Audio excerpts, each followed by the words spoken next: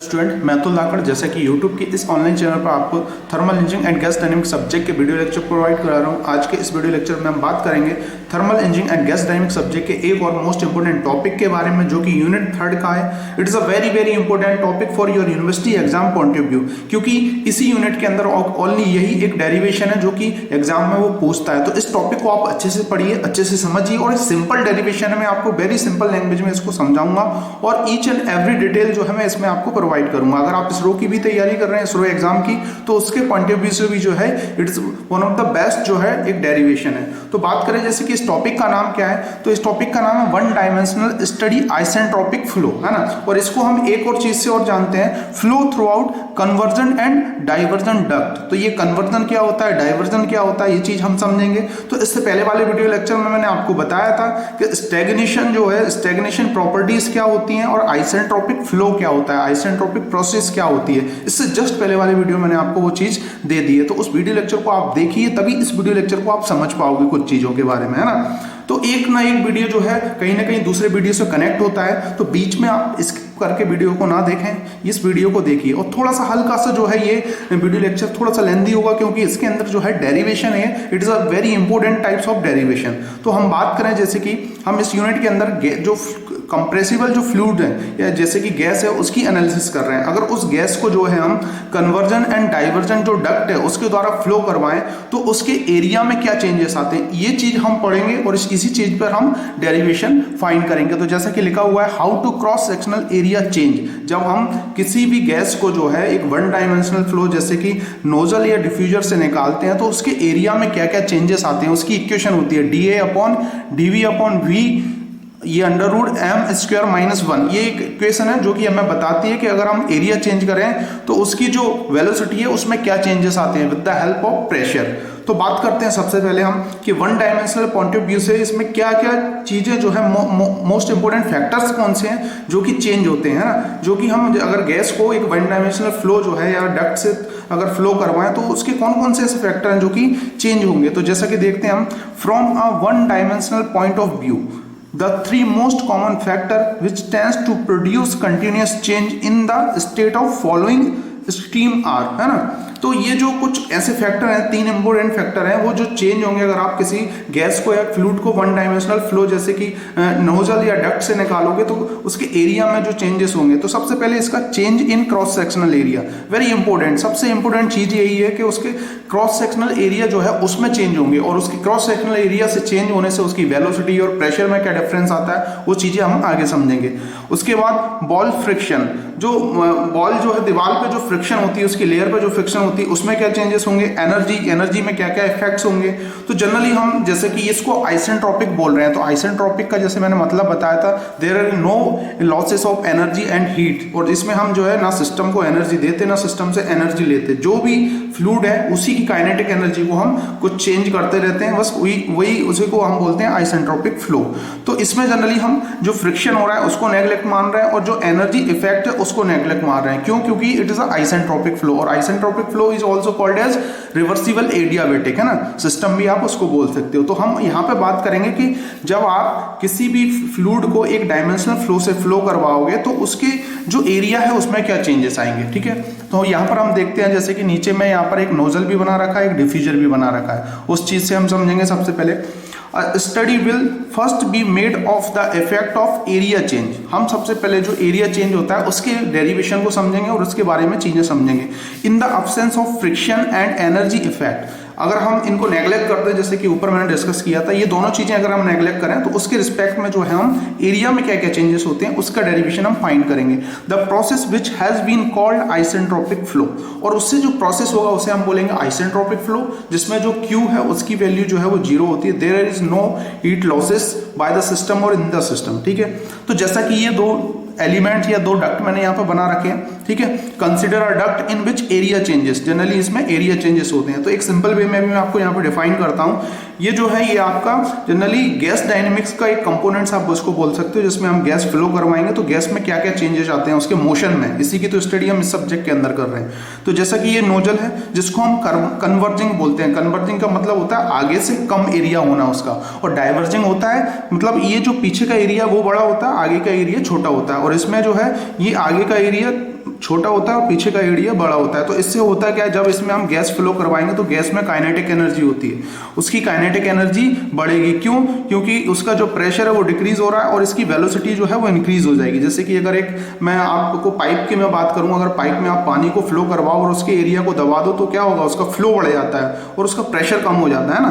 तो वही चीज़ है। और सेम टू सेम डिफ्यूजर में क्या होता है, इसको हम डाइवर्जिंग एरिया या डाइवर्जिंग एलिमेंट्स बोलते हैं, जिसमें आप इसका जो स्टार्टिंग एरिया है ये जो है इसमें वॉल्यूम कम होता है और ये फिर ये जो है यहाँ तक जो है ये वॉल्यूम जो है ये बढ़ता जाता है। तो यहाँ पे ये लास्ट में जो है ये यहाँ पे क्या हो रहा है, आपका जो वेलोसिटी है वो कम हो जाएगी, है ना। और यहाँ पे वेलोसिटी ज़्यादा है, यहाँ पर वेलोसिटी प्रेशर के साथ जाएगी, यहाँ पे कम प्रेशर के साथ आएगी। और इसमें जो प्रेशर है ये वाले एरिया पे प्रेशर बढ़ जाएगा, वेलोसिटी कम हो जाएगी। तो काइनेटिक एनर्जी यहाँ पे कम होगी, वेलोसिटी डिक्रीज हो जाएगी और इसके बाद प्रेशर बढ़ जाएगा।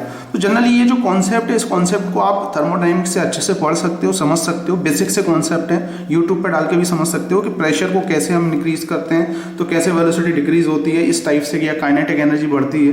तो ये चीज़ें आप बाद में समझ लेना, मैं ये चीज़ पर भी लेक्चर डाल दूंगा। होप आपको ये चीज़ें समझ में आ गई होंगी, बेसिक सी अंडरस्टैंडिंग चीज़ें हैं ये। तो आपको बेसिक ये याद रखना है कि नोजल जो है वो कन्वर्जिंग को डिफाइन करता है, जो कि एक आगे से एरिया कम हो रहा है, और डिफ्यूजर जो होता है जो किसको डिफाइन करता है, जिसमें आगे से एरिया जो है वो बढ़ रहा है। तो होप आपको ये चीज़ें समझ में आ गई होंगी। अब हम बात करें आगे, जैसे कि नोजल क्या होता है पहले आपको ये मालूम होना चाहिए, उसके बाद डिफ्यूजर क्या होता है। अ नोजल इज एनी डक्ट, कोई भी एक डक्ट होता है which increase the kinetic energy of a fluid and velocity of fluid. Kinetic energy के फॉर्म में एनर्जी को इंक्रीज करता है और साथ ही साथ वेलोसिटी को इंक्रीज करता है, मतलब उसकी वेलोसिटी बढ़ा देता है, ठीक है। At expenses of its pressure, जब हम प्रेशर को, उसके प्रेशर में जो भी चेंजेस होता है उसके रिस्पेक्ट में हम बात करते हैं, ठीक है। तो जनरली यहाँ पे प्रेशर जो है वो कम होगा, आपका वेलोसिटी जो है वो बढ़ जाएगी, और काइनेटिक एनर्जी जो है इसके रिस्पेक्ट में इसकी वेलोसिटी बढ़ेगी। डिफ्यूजर क्या होता है, इसके अपोजिट डिवाइस होता है। डिफ्यूजर इज अ पैसेज, ये पैसेज होता है through which a fluid losses kinetic energy and gain pressure. और ये क्या करता है, प्रेशर को गेन कर देता है, ये प्रेशर को लॉस करता है और इसमें प्रेशर जो है वो गेन हो जाता है, लेकिन इसमें वेलोसिटी जो है वो डिक्रीज हो जाएगी, ठीक है। तो ये जो है नोजल और डिफ्यूजर दोनों में अंतर होता है, एक होता है आपका कन्वर्जिंग वाला डिवाइस और एक होता है डाइवर्जिंग वाला एरिया, है ना। तो अगर हम बात करें, द सेम डक्ट और पैसेज में बी आइदर अ नोजल और diffuser depending upon the condition of across it. Generally ये कंडीशन पर डिपेंड करता है कि नोजल डक्ट होगा या पैसेज जो है ये आपका डिफ्यूजर होगा, ये एरिया पे डिपेंड करता है कि एरिया कम हो रहा है तो वो नोजल है, एरिया बढ़ रहा है तो वो डिफ्यूजर है, ठीक है। अ नोजल और diffuser with both a converging and diverging section. Generally ये दोनों जो है वो एक कन्वर्जिंग होता है, एक डाइवर्जिंग होता है, इस चीज को आपको ध्यान रखना है। The minimum section is known as the throat. और जो ये जो एरिया है यहाँ पे आप देख रहे होगे एक डायग्राम, इसमें ये जो एरिया है जहाँ पर ये जो है इसका सबसे मिनिमम जो है यहाँ पर एरिया, इसको हम बोलेंगे क्या, थ्रोट एरिया बोलते हैं, ठीक है। तो इस डायग्राम को समझते हैं और इस डायग्राम की मदद से फिर हम जो है इसके डेरिवेशन को फाइंड करते हैं। तो जैसा कि आप देख रहे होगे अभी तक जो है मैंने इससे वाले क्वेश्चन में जो है ये आपको अलग अलग वे में डिफाइन किया था। यहाँ से गैस फिल हो रही है तो it is a open types of system, जिसमें वॉल्यूम जो है वो आपका कंट्रोल है, यहाँ से फ्लो हो रहा है और यहाँ से निकला है, वॉल्यूम जो है वो आपका कंट्रोल है। तो कंट्रोल वॉल्यूम को हम क्या बोलते हैं, एक ओपन सिस्टम भी बोलते हैं, जिसमें मास एंड एनर्जी जो है वो आपकी वेरी होती रहती है, ठीक है। तो जैसे कि यहाँ पे एक सिस्टम आप देख रहे होंगे, ये जो दो मेन सिस्टम है इसको बोल रहे हैं हम नोजल और ये डिफ्यूजर, दोनों को मैंने अटैच कर दिया है। अटैच किसके साथ किया है, एक रिजर्वायर किया है और यहाँ पे एक बैक प्रेशर रीजन है ये पूरा, है यहाँ पे एक बल्ब लगा हुआ है, ठीक है। तो ये जो रिजर्वायर है, जैसे कि मैंने आपको बताया था कि ऐसा रिजर्वायर जिसमें जो है आपको फ्लूइड जो है वो रेस्ट कंडीशन में, उसको हम स्टैग्नेशन स्टेट बोलते हैं, मतलब फ्लूइड जो है वो रेस्ट कंडीशन में रहता है, जहाँ पर टी नॉट से डिनोट करते हैं, पी नॉट से डिनोट करते हैं। स्टैग्नेशन प्रॉपर्टीज इससे जस्ट पहले वाले वीडियो लेक्चर में मैंने बताया है, अगर आपको टी नॉट की वैल्यू फाइंड करना है, पी नॉट की वैल्यू फाइंड करना है, उसके बाद आपको एच नॉट की वैल्यू फाइंड करना है, तो उसके मैंने डेरिवेशंस जो है आपको सॉल्व करवाए हैं, उस वीडियो लेक्चर को देखिए, क्योंकि इसरो एग्जाम में भी उससे बहुत आता है और आपकी यूनिवर्सिटी एग्जाम में भी बहुत क्वेश्चन पूछता है, ठीक है। और मैंने आपको मैक नंबर के बारे में भी बता रखा है, तो इसमें स्टार्टिंग से पढ़िए इस यूनिट को, तभी चीजें समझ पाओगे। तो जैसे कि आप देख रहे हो ये दोनों एक जो है ये डिवाइस जो है, इनको मैंने एक तरफ रिजर्वायर से जोड़ दिया। रिजर्वायर यहाँ पे जो फ्लूइड है वो भरा हुआ है और ये जो है आपका बैक प्रेशर वाला एरिया है, यहाँ से जो है आपका बॉल्ब के द्वारा ये पानी जो है या भी गैस जो है यहाँ से निकल जाएगी, जहाँ भी इसको आपको लेना है, ठीक है। तो करेंगे क्या, यहाँ पे नोजल लगा रखा है, यहाँ पे डिफ्यूजर है, बीच वाला जो एरिया है इसको थ्रोट बोलते हैं, यहाँ पे जो है मिनिमम एरिया होता है, ठीक है। तो हम बात करें कि ये जो रिजर्वायर ये आइसेंट्रोपिकल फ्लो होगा, मतलब इसमें ना तो हीट दोगे ना हीट लोगे, बस जो काइनेटिक एनर्जी है उसमें चेंजेस होंगे, ये चीज़ याद रखना है। तो it is a isentropic process, ठीक है, जिसमें हम ये बॉल को ओपन करेंगे, जैसे जैसे ओपन करते जाएंगे वैसे वैसे फ्लो जो है वो आपका पानी गैस जो है वो निकलती जाएगी, ठीक है। तो इसमें जो ये जो एरिया है इसको हम बोलते हैं कन्वर्जिंग एंड डाइवर्जिंग एरिया, ये जो बीच वाला एरिया, इसी की स्टडी हमें करना है कि अगर इससे जो है आपकी गैस फ्लो होगी तो क्या इसमें एरिया में चेंजेस होगा, इसके लिए फॉर्मूला निकालना है। तो जैसे कि यहाँ पे रिजर्वायर है, इसमें गैस भरी हुई है, यहाँ से गैस फ्लो होगी, फिर यहाँ से निकलेगी, जैसे ही आप बॉल को ओपन करते जाओगे तो क्या चेंजेस आ रहे हैं वो चीज़ हम देखेंगे। तो होप आपको ये समझ में आ गया होगा। ये जो है आपका ये इनलेट वाला एरिया है, ये आपका एग्जिस्ट वाला एरिया है, यहाँ से एग्जिस्ट होकर जाएगा, ठीक है। अब ये मैक नंबर क्या बता रहे हैं यहाँ पर, तो मैक नंबर को आपको समझना है। जैसे कि यहाँ पर मैक नंबर जो है वो 0 है, ठीक है, और वेलोसिटी भी यहाँ 0 है, क्यों, क्योंकि फ्लूइड रेस्ट कंडीशन में है। तो मैक नंबर आपका क्या होता है, V अपॉन एरिया, ठीक है, V अपॉन C, है ना, मतलब ये इसकी वेलोसिटी अपॉन इसके साउंड की वेलोसिटी, ठीक है। तो यहाँ पे तो 0 होगी। अब जैसे जैसे ये फ्लो होगा, जैसे ही जैसे अगर मैं बॉल को खोलूंगा तो ये आपका जो गैस है वो फ्लो होगी, तो उसको साउंड क्रिएट करेगी और उसके बाद उसकी कुछ वेलोसिटी होगी, तो ये वेलोसिटी बढ़ रही है। तो इस रीजन में क्या होता है, जैसे कि मैंने बताया था पहले, ऑलरेडी डिस्कस कर चुका हूँ, ये सब सोनिक स्पीड से यहाँ पर क्या है, सुपरसोनिक स्पीड में जा रहा है, और ये आपका है ये बीच वाला सोनिक वाला रीजन है ना। तो सोनिक वाले रीजन में m इक्वल टू 1 होता है, ये लेस देन 1 होता है और ये ग्रेटर देन 1 होता है सब सोनिक में। तो वो रीजन यहाँ पर डिफाइन कर रखे हैं ना। तो इन चीज़ों को आपको ध्यान में रख के इसको चलना है कि अगर मैं यहाँ पर जो है इसको धीरे धीरे m 1 2 3 4 5 6 7 8 9 ऐसे ऐसे बढ़ाते जा रहा हूँ, तो इसके मैक नंबर में क्या चेंजेस हो रहा है। और मैक नंबर हमें क्या बताता है, इसकी स्पीड बताएगा, गैस की स्पीड के कितनी स्पीड से जो है ये निकल रहा है, जैसे जैसे मैं बॉल ओपन कर रहा हूँ, ठीक है। तो हम इसका जो है डेरिवेशन फाइंड करते हैं, एरिया जो है वो निकालते हैं। It is a very important topic, please इसको अच्छे से नोट कीजिए और समझिए इसको। तो जैसा कि हमने इससे जस्ट पहले वाले वीडियो में steady flow energy equation read की थी, जिसमें मैंने आपको बताया था H1 प्लस V1 का square upon plus GZ plus Q is equal to फिर सेम टू S2 प्लस, इस टाइप से मैंने पूरी इक्वेशन ली थी। उस इक्वेशन में मैंने आपको आइसेंट्रोपिक के रिस्पेक्ट में ये फॉर्मूला जो है वो निकाला। कैसे निकाला, H1 plus V1 square upon 2 plus GZ1 plus Q is equal to H2 plus V2 का square upon 2 plus GZ2 plus W। तो इसमें वर्क डन होता नहीं है, कुछ हीट ट्रांसफर होगी नहीं, पोटेंशियल एनर्जी है नहीं हमारे पास, ठीक है। तो ये H1 V1 का स्क्वायर ये वाला एक आ गया एरिया, ये वाला है ना जहाँ पे फ्लोइंग हो रहा है फ्लूइड, और जो रेस्ट कंडीशन में उसको हम H0 से डिफाइन कर रहे हैं, जैसा कि अभी हमने वहाँ पे देखा। और इसमें ये V2 क्या है, ये V2 है आपका कौन सा एरिया, जहाँ पर जो है V वेलोसिटी 0 है, जो रेस्ट वाली वेलोसिटी है वो 0 है। तो ये चीज़ है, तो यहाँ पर ये जो हो गया H0 is equal to H1 plus V1 square upon 2, ये हमने पहले ऑलरेडी निकाल चुका है, ठीक है। अब हम बात करेंगे इसमें आगे, इसको सॉल्व करते हैं। हमें मेन फोकस करना है dA अपॉन A, जो एरिया चेंज हो रहा है वो चीज़ हमको निकालना है, ठीक है, जब हम गैस को फ्लो करवाएंगे। तो जैसा कि ये इक्वेशन ऑलरेडी हमने निकाल चुकी है, इससे पहले वाले वीडियो लेक्चर में आप देखिए। अब ये जो इक्वेशन इसको हम डिफ्रेंशिएट करते हैं, डिफ्रेंशिएट करेंगे अगर इसको, तो जैसा कि ये जो है ये कांस्टेंट वैल्यू है आपकी, H0 जो है वो कांस्टेंट है, रिजर्वायर में ये वैल्यू कांस्टेंट है, फिक्स है, फ्लो नहीं हो रहा ना। तो ये कांस्टेंट जो भी वैल्यू होगी वो उसका डिफ्रेंशिएट आप करोगे तो वो 0 हो जाएगा, ठीक है। ये होगा आपका DH, ठीक है, ये वाला पोर्शन DH हो गया, प्लस ये हो जाएगा आपका क्या 2dV अपॉन 2, इससे ये कट किया मैंने, तो ये आ जाएगा आपका, यहाँ पे B भी आएगा आगे, है ना। तो ये आ जाएगा आपका, इसको मैं कहाँ ले आया, इधर DH, और इसको मैंने इधर ले लिया, तो VdV। एक इक्वेशन निकल डिफरेंशिएट कर दिया सिंपल सा, ठीक है। तो हमारे पास एक इक्वेशन ये आ गई। अब उसके बाद हम प्रॉपर्टी रिलेशन देखेंगे। थर्मोडायनेमिक्स में हम प्रॉपर्टी रिलेशन जो है देखते हैं, जिसके अंदर हम TDS इक्वेशन निकालते हैं, ओपन फ्लो और क्लोज सिस्टम के लिए, दोनों के लिए हमने ये इक्वेशन देखी है। मैं यहाँ पे लिख देता हूँ TDS इक्वेशन जो होती है, क्या होती है आपकी, एक तो इंटरनल एनर्जी, और ये कौन सा सिस्टम का वर्क है, ये सिस्टम का वर्क है आपका क्लोज सिस्टम का। और TDS is equal to DH minus VdP, ये ओपन सिस्टम के लिए, चूंकि जो आपका नोजल है वो ओपन है, ओपन सिस्टम के लिए हम डिफाइन कर रहे हैं, ठीक है। तो यहाँ पर हम एक इस इक्वेशन को उठाएंगे, TDS इक्वेशन को, TDS is equal to DH minus VdP, ठीक है, इतना आ गया। अब आइसेंट्रोपिक फ्लो हो रहा है, तो जैसा कि मैंने बताया आइसेंट्रोपिक फ्लो के अंदर जो एंट्रोपी है वो तो 0 होगी, चेंज ही नहीं होगी ना, आइसेंट्रोपिक फ्लो। तो आइसेंट्रोपिक फ्लो में एंट्रोपी जो है वो आपकी 0 हो जाएगी, DH, ठीक है, माइनस VDP जो कि ओपन सिस्टम का वर्क है। तो इसमें से हम जो है यहाँ पे क्या करेंगे, यहाँ से DH की वैल्यू निकाल लेंगे, DH इक्वल टू VDP, ये प्लस हो जाएगा। ये सेकंड इक्वेशन आ गई। वेरी सिंपल इक्वेशन है, वेरी सिंपल डेरिवेशन है। अब इक्वेशन 1 और 2 को रिलेट करेंगे तो ये DH दोनों इक्वेशन जो है वो आपकी, जैसे ही ये जो आप देख रहे होगे यहाँ पे DH equal to minus VDP है, ठीक है, और यहाँ पे DH इक्वल टू आपका क्या है, ये VDP है, ठीक है।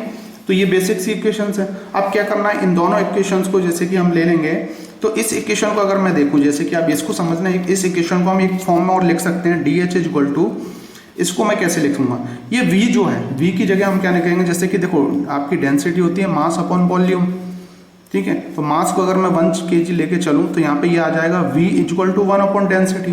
तो मैं क्या करूंगा, यहाँ पर ये V की जगह जो है यहाँ पे लिख दूंगा 1 अपॉन रो, तो ये हो जाएगा आपका 1 अपॉन रो इंटू DP, ठीक है। तो DH equal to DP upon 1 upon rho, तो ये होगी हमारी सेकंड, ठीक है।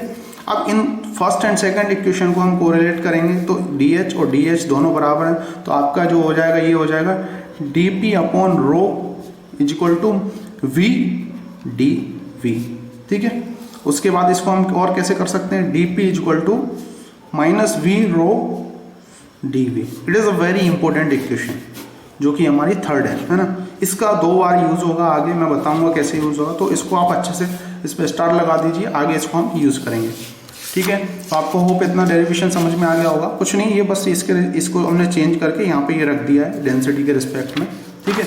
अब बात करेंगे हम किसकी, अगर इस इक्वेशन में मैं बात करूँ, इस इक्वेशन में आप समझना, ये इक्वेशन हमें और एक चीज़ बताती है, DP अपॉन DV का रिलेशन बताती है। अगर मैं DV यहाँ पे ले आऊँ तो हमारे पास जो बचेगा वो बताएगा, जैसे आप देखो प्रेशर बढ़ाओगे, है ना, तो ये जो है आपका ये वॉल्यूम जो है वो कम होगा, और जब आप ये वेलोसिटी जो भी है आपकी वेलोसिटी कम होगी, और जब वेलोसिटी आप जो है क्या करोगे, वेलोसिटी आप अगर जैसे कि कम कर दोगे तो ये प्रेशर आपका बढ़ जाएगा। एक दूसरे के अपोजिट ये वर्क करता है ना। यहाँ से हम एक रिलेशन ये भी निकाल सकते हैं, as pressure decrease velocity increase, है ना, और अगर इसका अपोजिट करेंगे तो सेम वही काम होगा।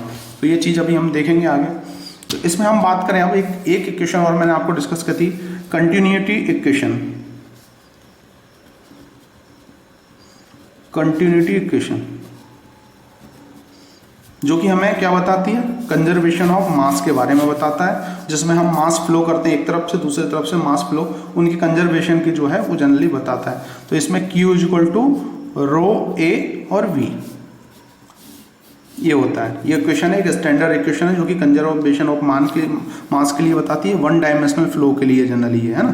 इस चीज़ को याद रखना, हम फ्लूइड डायनेमिक्स के अंदर इसको पढ़ते हैं। तो अगर इसका लॉगरिथमिक हम लें बाय लॉगरिथमिक डिफरेंशिएशन, अगर इसका हम करें, ठीक है, तो होगा क्या, जैसे कि log Q is equal to log rho AV, ठीक है। फिर उसके बाद अगर यहाँ पे जैसे कि हम देखें ये जो इक्वेशन है, अगर इस इक्वेशन को मैं और ओपन करूँ तो इसको आप देखोगे Q, तो जैसे कि मैंने बताया आइसेंट्रोपिक प्रोसेस है, और आइसेंट्रोपिक प्रोसेस के अंदर Q जो है वो तो 0 ही होता है, तो ये 0 हो जाएगा आपका। इसको अगर हम ऐसे करेंगे इनटू में है तो ये प्लस में हो जाते हैं तीनों चीज़ें, A प्लस लॉग V, ठीक है। और जैसे ही अगर मैं ये लॉग रो को हम कैसे लिख सकते हैं, और इस लॉग रो को आपने पढ़ रखा हुआ इसके अंदर, इसको लिखते हैं हम 1 upon rho D rho plus 1 upon A DA plus 1 upon V DV, ठीक है। डिफरेंशिएट करके लिखेंगे इसको। उसके बाद इसको मैं अगर ऐसे लिख लूँ D rho upon rho plus DA upon A plus DV upon V is equal to 0, ठीक है। ये हमारी फोर्थ हो गई इक्वेशन। अब क्या करना है आपको, putting the value of DV, ये जो DV की वैल्यू है वो इसमें आपको पुट करना है, ठीक है। तो कैसे पुट करेंगे इसमें, देखो अगर ये जो इक्वेशन है, इक्वेशन को अगर मैं और एक और फॉर्म में लिखूं, यहाँ से अगर हम एरिया निकालना है DA, अपॉन ए, क्योंकि हमें एरिया ही फाइंड करना है तो हमें एरिया लेके चलेंगे। तो एरिया आप निकालोगे तो ये वैल्यू इधर जाएंगी, आपकी दोनों वैल्यू इधर चली जाएंगी, तो ये हो जाएगा minus D V upon V और उसके बाद minus D rho upon rho. तो इसको हम फोर्थ इक्वेशन मानेंगे, ठीक है। ये भी फोर्थ, ये फोर्थ, ये फोर्थ वन, ये फोर्थ ए मान लो, इसको फोर्थ बी मान लेते हैं, ठीक है। तो जैसे कि आप देख रहे हो यहाँ पे ये चीज़ें चेंज हो रही हैं यहाँ पर। तो इसके बाद आपको क्या करना है, ये जो D A upon A equation है, इसमें अगर आप डी वी की वैल्यू इसमें रख दो तो क्या चीज़ें चेंजेस आएंगी वो हम देखते हैं। तो डी वी कैसे रखेंगे हम, जैसे कि इससे पहले वाली इक्वेशन जो है हमने पढ़ी थी, उसमें मैं आपको दिखा देता हूँ कौन सी इक्वेशन थी हमारी। ये जो इक्वेशन थी अभी जस्ट मैंने सॉल्व करवाई है, जिसमें मैंने बताया था it is a very important equation, ये ठीक है, जिसमें मैंने स्टार भी लगवाया था। तो इस इक्वेशन का जैसे कि 2 बार इसका यूज़ करना है, तो इस इक्वेशन का हम कैसे यूज़ करेंगे इसको देखते हैं। हम क्या करेंगे, यहाँ से dv की वैल्यू निकालेंगे और इसमें पुट कर देंगे। तो dv की वैल्यू अगर आप निकालोगे यहाँ से तो क्या आ जाएगी, dv is equal to dp upon minus V rho. ये जो वैल्यू है इस वैल्यू को आप यहाँ पे पुट कर दोगे, ठीक है। तो यहाँ पे जैसे ही पुट करोगे तो क्या होगा ये देखते हैं हम। देखो ये है माइनस में ये वैल्यू और ये माइनस में, दोनों प्लस हो जाएगा। तो डी ए अपॉन ए, ये माइनस माइनस प्लस हुआ, ऊपर हो जाएगा डी पी अपॉन, ये हो जाएगा आपका रो वी स्क्वायर, ये वी और ये वी स्क्वायर हो गया, ठीक है, माइनस डी रो अपॉन रो। होप आपको ये समझ में आ गया। कुछ नहीं किया, जो इक्वेशन थी उस इक्वेशन से हमने डीवी की वैल्यू निकाल के यहाँ पर रख दी और ये इक्वेशन आपकी इस टाइप से चेंज हो गई। अब क्या करना है, इसमें चीज़ याद रखना है। अब हम जो है यहाँ पर इसमें से कॉमन निकालेंगे, D P upon rho V square, ये कॉमन निकालेंगे, ठीक है। तो आपने जैसे ही ये कॉमन निकाला तो अंदर क्या बचा, यहाँ पे तो ये 1 हो गया, माइनस यहाँ पे क्या बचेगा, इस चीज़ को याद रखना है। यहाँ पे आपका बचेगा D rho upon D P V square. कैसे बचेगा ये देखना आप, यहाँ पे साइड में कर देता हूँ, D P upon rho V square into D rho upon D P V square. तो वी स्क्वायर से वी स्क्वायर आपने कट कर दिया, क्योंकि आपने इतना एलिमेंट वो निकाला, बाहर निकाला, तो इतने एलिमेंट को यहाँ पे इंटू करोगे तो ठीक है, इंटू किया तो ये बी से आपका ये कट गया बी स्क्वायर, ठीक है, डी पी से डी पी कट गया, बचा हुआ ये पोर्शन ये आ गया ये वाला। तो ये वही चीज़ है, तो हमने कुछ नहीं किया, ये आपने ये कॉमन निकाला ये यहाँ से, तो ये तो 1 बचा, ये वाला इसका इंटू करोगे तो यही वैल्यू आ जाएगी आपकी पूरी, ठीक है, ऐसे सॉल्व करके। होप आपको ये समझ में आ गया होगा, ठीक है। अब जो है हम इस इक्वेशन को आगे सॉल्व करते हैं।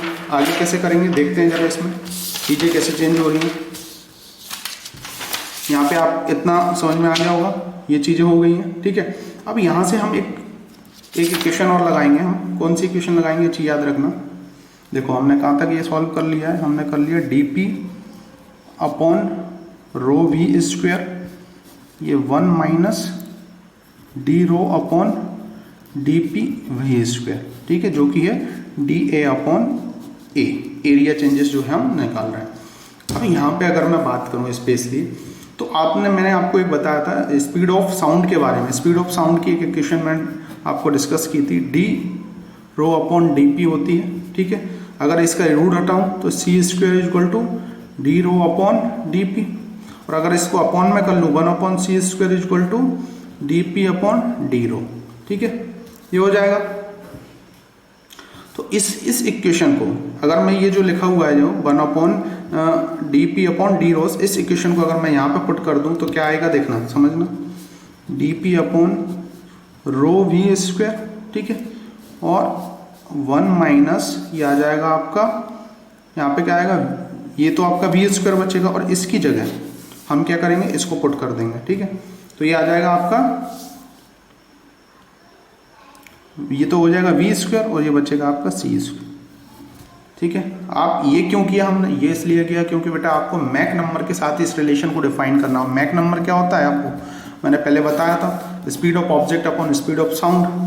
तो ये हो जाएगा डी पी अपॉन ये रो वी स्क्वायर 1 माइनस ये हो जाएगा एम का स्क्वायर, ठीक है। तो ये डी ए अपॉन ये क्या होगा, rho V square 1 minus M square D A upon ए,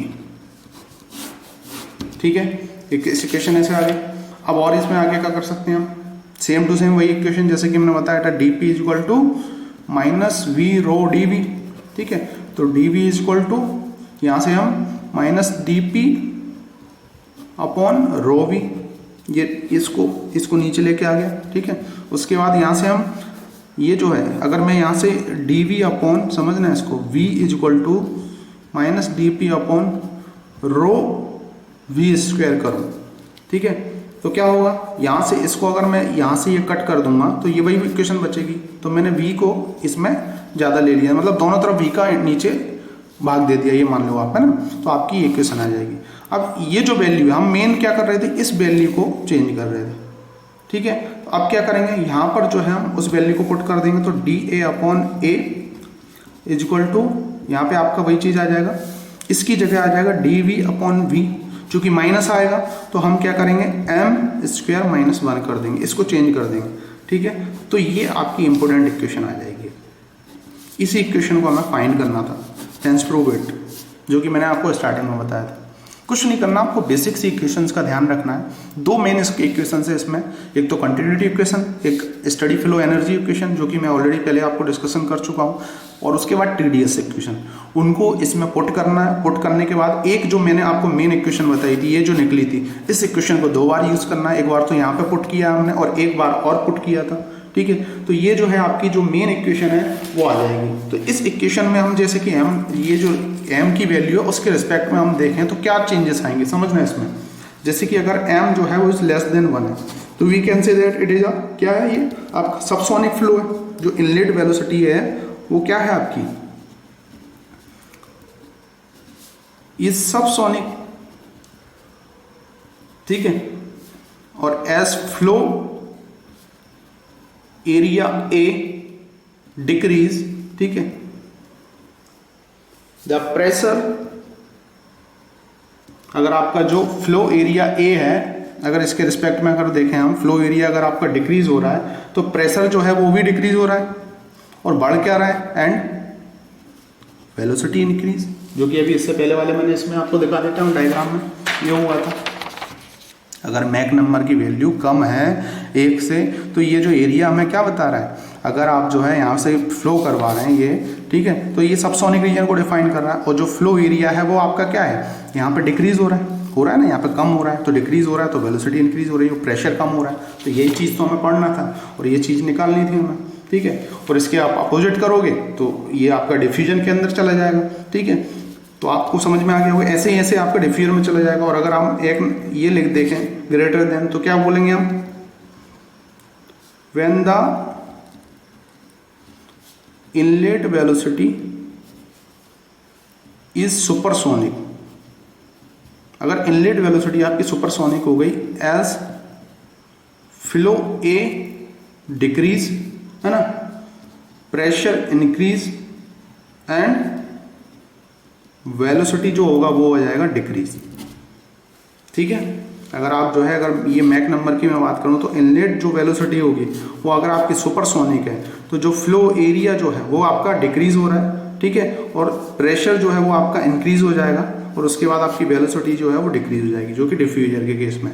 तो इसके लिए भी दो कंडीशन निकलती हैं। इस पर भी बेस्ड मैंने जब आपको पढ़ाया था मैक नंबर, तो उसमें मैंने आपको नंबर ऑफ डिफ्यूजर एंड जो नोजल है उनके कैसे सेट करते हैं उसके बारे में भी मैंने बताया था, है ना। तो उस चीज़ को देखिए, मेन ये फॉर्मूला, इस फॉर्मूले को अच्छे से कीजिए। डेरिवेशन आपका फाइंड हो गया, होप आपको ये सब चीज़ें समझ में आ गई होंगी। थोड़ा सा लेंथी लेक्चर हो गया, और अगर कुछ चीज़ में अभी भी डाउट है तो मुझे बताइए, प्लीज़ कमेंट्स कीजिए। मैं आपके लिए हार्ड वर्क करने के लिए तैयार हूँ अगर आप मेरे साथ जुड़े हुए हो।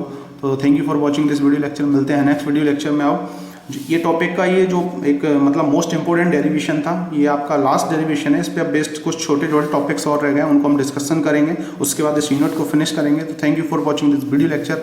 मिलते हैं नेक्स्ट वीडियो लेक्चर में इसी के कुछ और टॉपिक्स के बारे में। होप आपको ये सब चीज़ें समझ में आ गई होंगी। एक बार इनको बैठ के अच्छे से इनको समझिए, सॉल्व कीजिए, आपको क्वेश्चन जो है वो सॉल्व हो जाएगा। और जो है आप अगर इस डेरिवेशन को और देखना चाहते हैं तो आप पी के नाग की बुक में देख सकते हैं, कंप्रेसिबल फ्लो जो है उसके अंदर, है ना। P K Nag one of the best book जो कि थर्मोडायनेमिक्स की है, उसमें आप ये देख सकते हैं कंप्रेसिबल फ्लो में डेरिवेशन दिया हुआ है। अगर आपको कुछ प्रॉब्लम आ रही है, लेकिन मैंने कुछ अलग वे में आपको डिफाइन करने की कोशिश की।